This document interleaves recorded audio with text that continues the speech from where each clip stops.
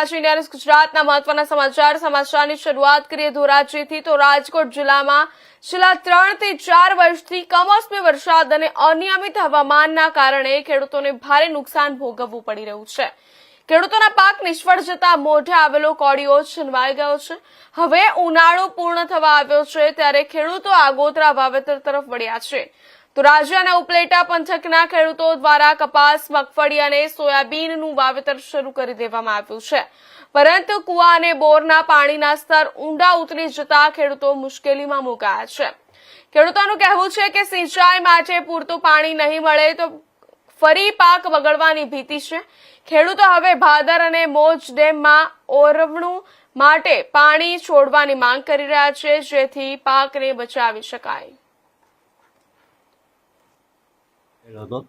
અને હાલ ભાદર ડેમમાં 22.50 ફૂટના લેવલની સપાટી છે અને જથ્થાની વાત કરવામાં આવે તો 2507.50 MCFT પાણીનો જથ્થો ઉપલબ્ધ છે। હાલ જે રીતે અત્યારે ઉનાળુ વાવેતર ખેડૂતો કરી રહ્યા છે તેના ઓરવવા માટે કેટલા પાણી આપવામાં આવશે કે કેટલા MCFT પાણી આપવામાં આવશે અને ક્યાંથી આપવામાં આવશે? જી, હાલનો જથ્થો જોતા અને પીવાની અને અન્ય ડિમાન્ડોની વિગતો ધ્યાને લેતા ચાલુ વર્ષે આપણે ઓરવાણ માટે 2 પાણ આપવાનું આયોજન કરવામાં આવેલ છે, જેના માટે આગામી સપ્તાહે સિંચાઈ સલાહકાર સમિતિની બેઠક બોલાવવામાં આવશે અને બેઠકમાં ખેડૂતોને અને સિંચાઈ સલાહકાર સભ્યોના સમિતિના આગેવાનોની રજૂઆત મુજબ પાણીની જરૂરિયાત મુજબ આગામી સમયમાં 2 પાણ ઓરવાણ માટે છોડવામાં આવશે। આ રીતે જો વાત કરીએ તો અમુક જગ્યાએ જે કેનાલમાં ગાબડા ભરી ગયા છે તેનું રિપેરિંગ કામકાજ ક્યારે કરવાનું? જી, રિપેરિંગ માટેના જરૂરી અંદાજપત્રો હાલ પ્રગતિ હેઠળ છે। ભાઈ, મારું નામ છે ને આ દેશમાં અત્યારે અમારે ખેતરોમાં કૂવાઓમાં એક પાણી નીકળે એવી જોગવાઈ છે।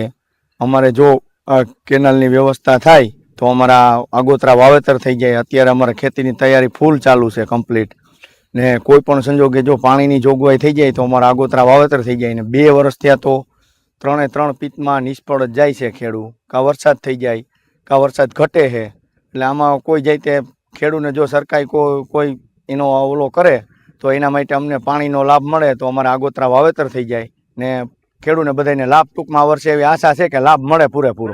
ક્યાં વાવેતરો અત્યારે કપાસનું, માંડવીનું ને સોયાબીનનું 3 વાવેતર।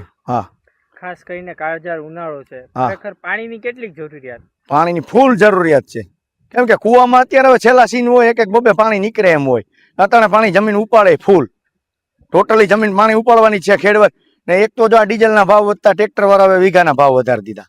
હવે તો આમાં ખેડૂતને કઈ જોગવાઈ, આમાં હિસાબ કરે તો વાંહે કાંઈ વધતું નથી। પ્રોબ્લેમ આ છે ખેડૂતને। શું માંગ તમારી? અમારી માંગ છે આ પાણી મળી જાય અત્યારે વહેલી તકે તો ખેડૂત। આજ રોજ જે આપણે જોઈ રહ્યા છે કે ખેડૂતોને માથે જે અત્યારે કરજાઓ અને અતિવૃષ્ટિના જે ભોગ બનેલા હતા અને આવતા વર્ષે પણ નબળું ચોમાસું હતું, એના કારણે જે ખેડૂતો પાયમાલ થયા અને ખેડૂતો કરજામાં હોય, તો આ વર્ષે થોડીક ખેડૂતોને આશા છે કે થોડોક પાક સારો થાય અને ગામમાં ભાવ સારા મળે એવી સ્થિતિ અત્યારે ઉપલેટા અને ધોરાજીની અંદર જે પાકનું વાવેતર થતું હોય છે, જેવું કે મગફળી, કપાસ અને શેરડી જેવા વાવેતર થતા હોય છે, આને હિસાબે જે ખેડૂતોને ધોરાજી અને ઉપલેટાની અંદર જે પાણીનો પ્રશ્ન છે તો થોડા ઘણા પાણી ઉપલેટાની અને ધોરાજીની અંદર છે, તો હવે અમારી પાસે જે પાણીનો સ્ટોક છે એ પણ 1 થી 2 પાણીનો સ્ટોક છે। તો ખેડૂતો અત્યારે વિચારી રહ્યા છે કે આજે 5 થી 10 મે ચાલુ હોય અને ઉપલેટા ધોરાજીની અંદર આગોતરું આયોજન થતું હોય વાવેતરનું, એ છે 15 થી 20 મે। તો અત્યારે અમે અમારું કામ પૂરજોશમાં ચાલુ છે, વાવણીનો આરંભ કરી રહ્યા છીએ। અત્યારે ખેડૂતો પોતાના ટ્રેક્ટરો અને બળદથી જે ખેતી કામ કરી રહ્યા છે અને વાવેતર ચાલુ કરવાનું હોય 5 થી 10 દિવસમાં, તો અમારા પૂરતું અમારે પાણી છે, પરંતુ ખેડૂતોનો પ્રશ્ન એ છે કે હવે પછી શું કરશું?